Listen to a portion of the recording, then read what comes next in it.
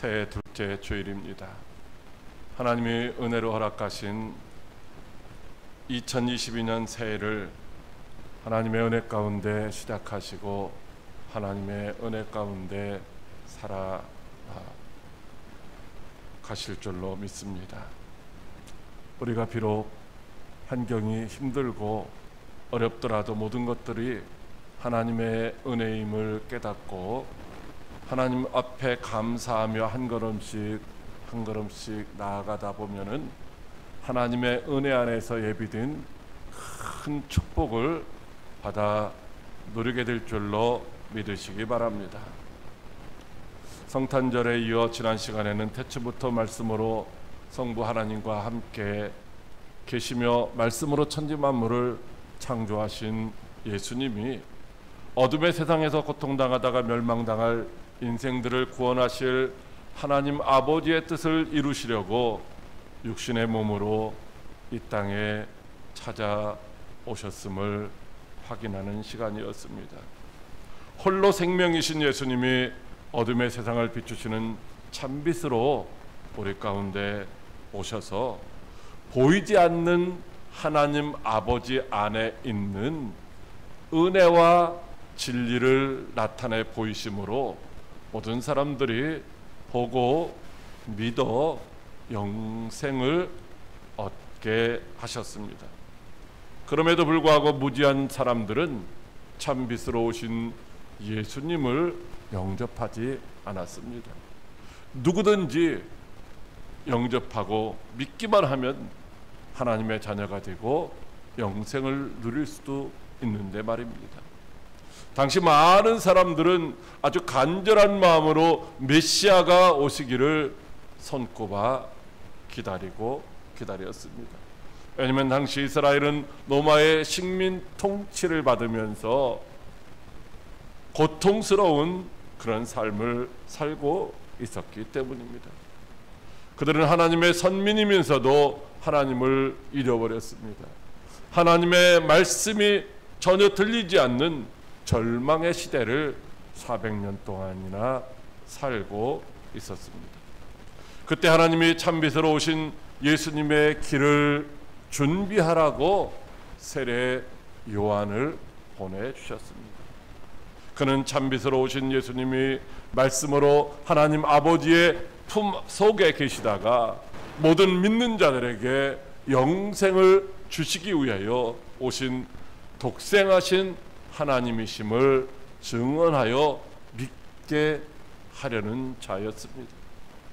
그는 유대광야 요단강가에서 천국이 가까웠으니 회개하라고 외쳤습니다. 말라기 선지자 이후 400년 만에 들려오는 감격적인 하나님의 말씀이었습니다. 그런 세례 요한의 행하는 것을 보면서 사람들은 자신들이 바라고 기대하던 메시아 즉 그리스도라고 생각하기 시작했습니다. 심지어 유대인들은 제사장과 레위인들을 보내서 당신이 그리스도이십니까? 라고 묻기도 했습니다. 세례 요한은 나는 그리스도가 아니다. 다만 나는 주의 길을 곧게 하라고 보내심을 받고 광야에서 외치는 자의 소리일 뿐이라고 하였습니다. 그리고 너희 가운데 너희가 알지 못하는 한 분이 계신데 그분이 바로 나보다 능력이 많으신 분이시라고 그렇게 증언하였습니다. 사랑하는 광역교회 성도 여러분, 세례 요한은 하나님의 보내심을 받은 사명을 따라 예수님이 누구신지를 정확하게 알았고 그리고 예수님을 확실하게 증언함으로써 어둠에서 유래하며 방황하던 자들을 참빛으로 인도하여 참빛으로 오신 예수님을 영접하게 하였던 것입니다. 그렇다면 세례 요한의 증언을 통하여 나타난 예수님은 도대체 어떤 분이실까요? 첫째로 예수님이 구원자라고 하십니다. 누가복음 3장 16절 상반절 말씀입니다. 요한이 모든 사람에게 대답하여 이르되 나는 물로 너희에게 세례를 베풀거니와 나보다 능력이 많으신 이가 오시나니. 아멘. 세례 요한은 나는 물로 세례를 베풀지만 나보다 능력이 많으신 분이 오신다라고 말하고 있습니다. 그렇다면 세례 요한이 말하고 있는 세례 요한보다 능력이 많으신 그분이 누구입니까? 바로 그리스도로 오신 예수님이시죠. 세례 요한이 왜 제자들에게 이런 말씀을 했습니까? 그것은 사람들이 자신을 그리스도라고 생각했기 때문입니다. 심지어 사람들이 당신이 그리스도냐고 와서 물었기 때문이죠. 세례 요한은 사람들의 질문에 나는 그리스도가 아니라고 분명하게 대답했습니다. 그리고 나보다 능력이 많으신 이가 오시는데 나는 그의 신발끈을 풀기도 감당하지 못할 자라고 말했습니다. 여러분, 신발끈을 푼다는 말이 무슨 말일까요? 고대 사이에서는 이제 주인의 신발, 즉 주인이 외출을 하거나 외출해서 돌아왔을 때에 주인의 발에 신는 신발의 끈을 이제 메어주기도 하고 또 풀러주기도 하는 일을 누가 했느냐면 노예가 했던 것입니다. 이와 같은 일은 아주 귀천하게 생각했기 때문에 가난한 유대인들은 하지도 않았고 저 이방인 노예들만이 하는 일이었던 것입니다. 그렇기 때문에 나는 이제 내 뒤에 오시는 분의 신발끈을 풀기도 감당치 못하겠다는 말은 나하고 그리스도와 나는 비교할 수 없는 존재다라고 하는 것이죠. 여러분, 그리스도라는 말은 히브리어로 메시아라는 말입니다. 메시아라는 말의 의미는 기름 부음을 받은 자라고 하는 것이고요. 당시에 어떤 사람들이 기름 부음을 받았습니까? 왕과 선지자와 제사장들입니다.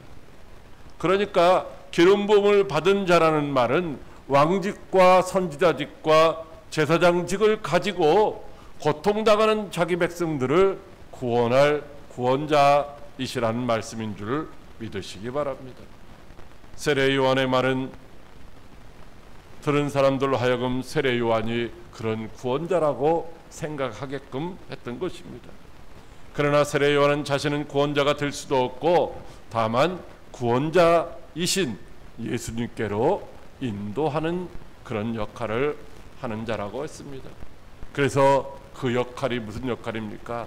바로 물로 세례를 주는 것이다 라고 하는 것입니다. 여러분, 그렇다면 세례 요한이 요단강가에서 베풀었던 물 세례는 과연 어떤 것일까요? 누가복음 3장 3절 말씀에 요한이 요단강 부근 각처에 와서 죄 사함을 받게 하는 회개의 세례를 전파하니라고 말씀하고 있습니다. 여기 죄 사함을 받게 하는 회개의 세례, 이거 오해하면 안 되는 것이죠. 바로 세례 요한이 베푼 물 세례를 통해서 죄 사함을 받을 수 있다는 말이 아닌 것입니다.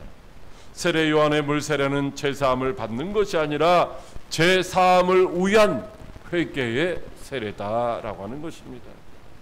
요한의 세례는 죄 사함을 줄 수도 없고 사실 그런 능력도 그에게는 권한도 없는 것입니다. 다만 죄를 사하시는 그리스도께로 인도하는 역할이라는 것입니다.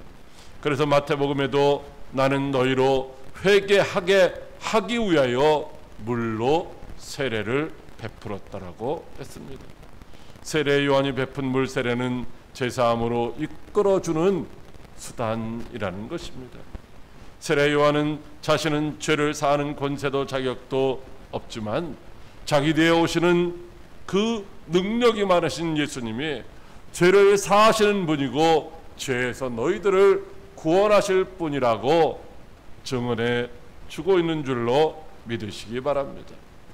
요한복음 1장 29절에 이튿날 요한이 예수께서 자기에게 나오심을 보고 이르되 보라 세상 죄를 지고 가는 하나님의 어린 양이로다 라고 하며 내가 와서 물로 세례를 베푸는 것은 바로 그를 이스라엘 가운데에 나타내려 함이라고 하였습니다. 이 세상에 죄를 사할 수 있는 분은 오직 예수님밖에 없다는 것이죠. 예수님이 온 세상의 모든 죄를 대속하기 위하여 오신 구원자라고 말씀하시고 있는 것입니다. 사랑하는 광역교회 성도 여러분, 사도행전 4장 12절에 다른 이로서는 구원을 받을 수 없나니 천하 사람 중에 구원받을 만한 다른 이름을 우리에게 주신 일이 없음이라고 분명하게 말씀하시고 있습니다. 이 세상에 예수님 외에 다른 구원자는 없다는 것입니다. 많은 사람들이 돈 가지면, 명예 가지면, 권력 가지면, 아니면 어떤 유명한 사람을 찾아가면 구원을 받을 수 있을 것이라고 착각하고 있지만은, 그러나 분명한 것은 이 세상의 유일한 구원자는 예수님 한 분밖에 없는 줄로 믿으시기 바랍니다. 그럼에도 불구하고 그가 회개의 세례를 선포하며 물로 세례를 준 것은 많은 사람을 구원자이신 예수 그리스도께로 인도하여 영접하고 믿어 영생을 얻게 하려 함이었다는 것입니다. 그렇습니다. 우리들도 누군가의 죄를 사하거나 누군가를 우리가 죄에서 구원할 방법은 없습니다. 그러나 죄를 사함받고 구원을 얻도록 구원자이신 예수님께로 인도해야 될 사명은 우리에게 있는 줄로 믿으시기 바랍니다. 그러므로 주님이 우리 각자에게 주신 모든 달란트를 다 동원해서 오직 예수님만이 유일한 구원자이심을 확실하게 증언하여 많은 사람들이 구원받게 하는 귀하고 복된 도구로 쓰임받는 저와 여러분들이 다 되시기를 주님의 이름으로 축복합니다. 둘째로, 예수님은 성령 세례를 주신다고 하십니다. 누가복음 3장 16절 하반절 말씀입니다. 그는 성령과 불로 너에게 세례를 베푸실 것이요. 아멘. 세례 요한이 자신은 물로 세례를 베풀었지만 예수님은 성령으로 세례를 베푸신다고 하십니다. 마가복음 1장 8절에도 나는 너희에게 물로 세례를 베풀거니와 그는 너희에게 성령으로 세례를 베푸시리라고 말하고 있습니다. 그렇다면 세례를 베푼다는 말의 의미가 무엇일까요? 세례라는 말의 본래 의미는 잠기다라고 하는 말입니다. 잠기다. 그래서 침례라고 하는 말이 원래 세례라고 하는 그 의미에 더 가깝다라고 말을 하죠. 그리고 여기 물로 혹은 성령으로라고 이렇게 말하고 있죠. 물로, 성령으로는 물이나 성령을 수단으로 사용한다는 말이 아니라 이게 원래 정확하게 말하면 성령 안으로, 물 안으로 이렇게 잠기게 한다라는 말입니다. 그렇다면 세례는 무엇을 의미하는 것일까요?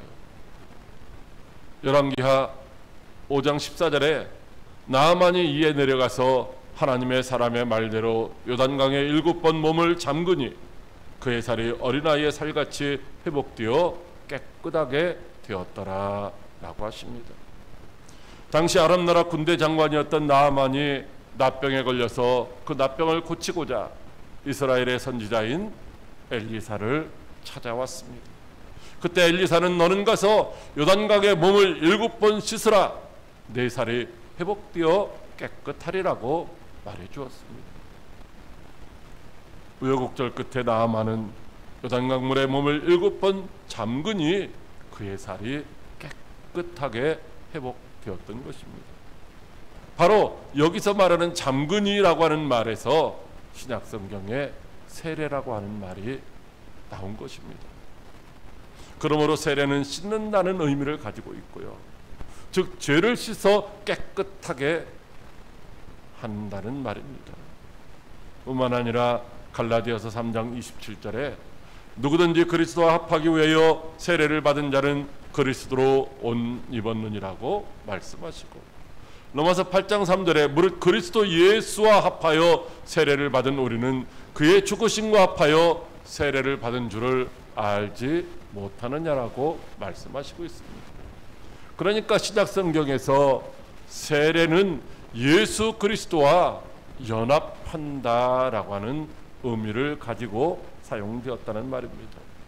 그러므로 성령 세례는 성령 안에서 죄를 씻음 맡을 뿐만 아니라 그리스도와 연합하여 한 몸을 이룬다는 그런 의미인 것입니다. 성령 안에서 예수 그리스도와 연합할 때에 우리에게 예수의 새 생명이 주어지고 하나님의 백성으로 인침을 받게 되는 줄로 믿으시기 바랍니다. 그렇다면 누가 우리에게 성령 세례를 주실까요? 요한복음 14장 16절에 내가 아버지께 구하겠으니 그가 또 다른 보혜사를 너에게 주사 영원토록 너희와 함께 있게 하리니라고 말씀하시고 있습니다. 예수님이 아버지께 구하여서 다른 보혜사인 성령을 보내주시겠다는 말씀이죠. 누가복음 24장 49절에 볼지어다 내가 내 아버지께서 약속하신 것을 너희에게 보내리니 너희는 위로부터 능력으로 입혀질 때까지 이 성에 머물라고 말씀을 하셨습니다. 즉 예수님이 제자들에게 내가 내 아버지, 내 하나님 아버지께 구하여서 약속받은 그 성령을 너희에게 보내주겠다는 것입니다. 예수님이 보내실 아버지께서 약속하신 것 바로 보혜사 성령인 줄로 믿으시기 바랍니다. 사도행전 1장 4절로 5절 말씀에 사도와 함께 모이사 그들에게 분부하여 이르시되 예루살렘을 떠나지 말고 내게서 들은 바 아버지께서 약속하신 것을 기다리라. 요한은 물로 세례를 베풀었으나 너희는 몇 날이 못되어 성령으로 세례를 받으리라고 말씀하셨습니다.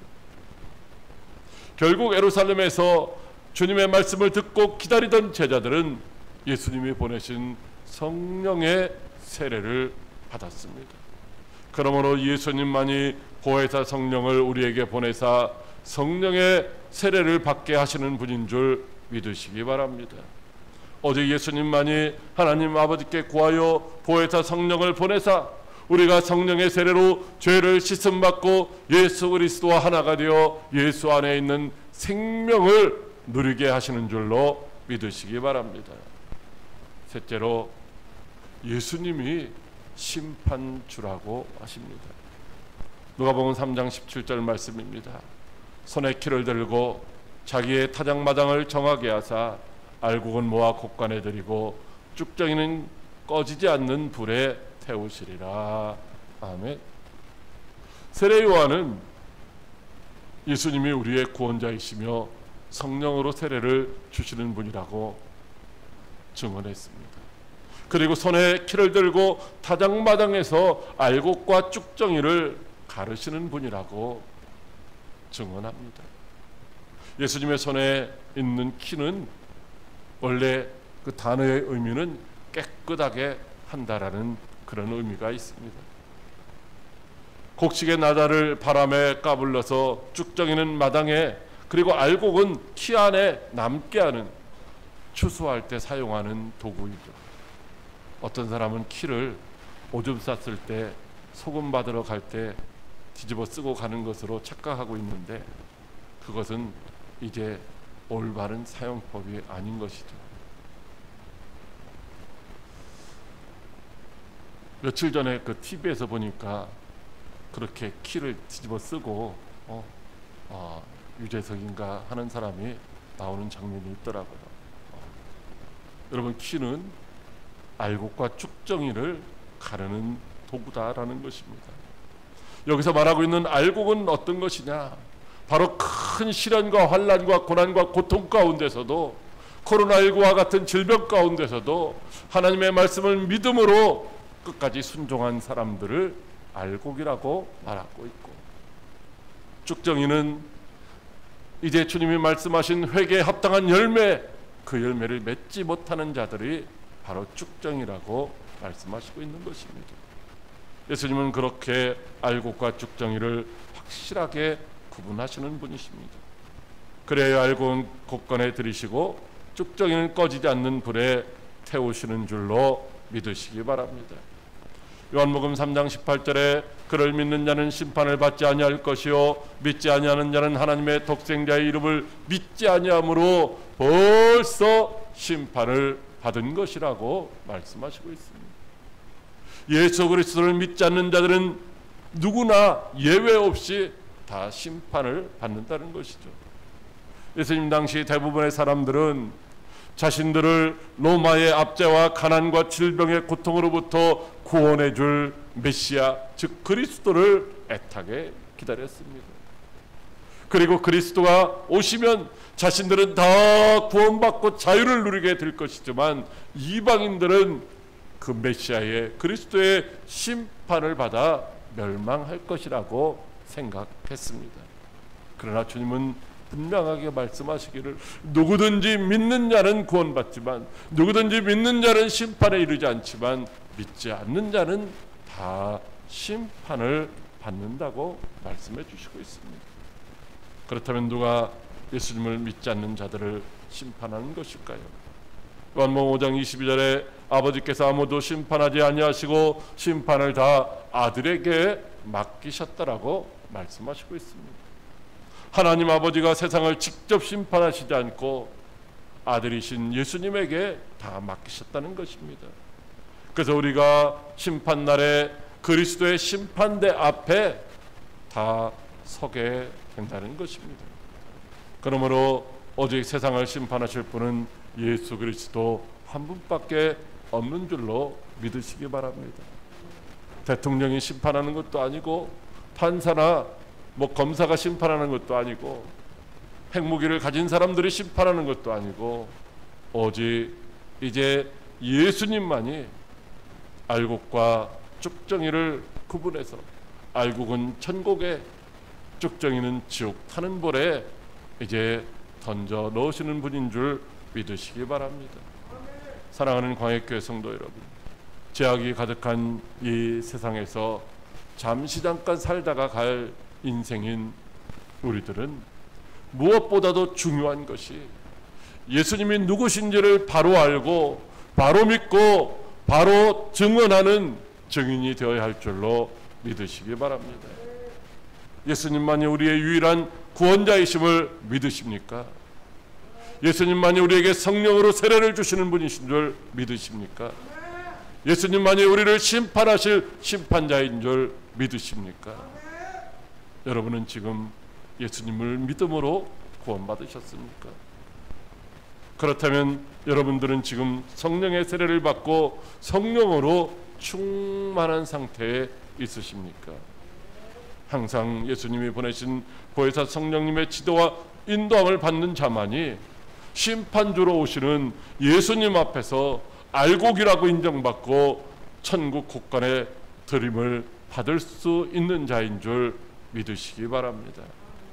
지금 심판주로 오시는 주님이 내가 진실로 속히 오리라고 말씀하시고 있습니다. 여러분, 속히 오리라는 말씀은 앞으로 언젠가 때가 되면 속히 오시겠다는 말씀이 아니라 지금 이미 주님이 출발하셔서 오고 계시다는 말씀입니다. 그런데 많은 사람들은 주님의 오심을 깨닫지 못하여 여전히 세상 일에만 매여서 살아가고 있습니다. 누가복음 21장 34절로 36절에 너희는 스스로 조심하라. 그렇지 않으면 방탕함과 술취함과 생활의 염려로 마음이 둔하여지고 뜻밖의 그날이 덕과 같이 너희에게 임하리라. 이날은 온 지구상에 거하는 모든 사람에게 임하리라. 이러므로 너희는 장차 올 이 모든 일을 능히 피하고 인자 앞에 서도록 항상 기도하며 깨어 있으라고 말씀하시고 있습니다. 그러므로 심판주로 오시는 주님 앞에서 아멘 주 예수여 어서 오시옵소서 하며 두 팔을 벌려 기쁨으로 주님을 맞이할 준비를 잘하는 복된 성도 여러분들 다 되시기를 주님의 이름으로 축복합니다. 기도하겠습니다. 살아계셔서 역사하시는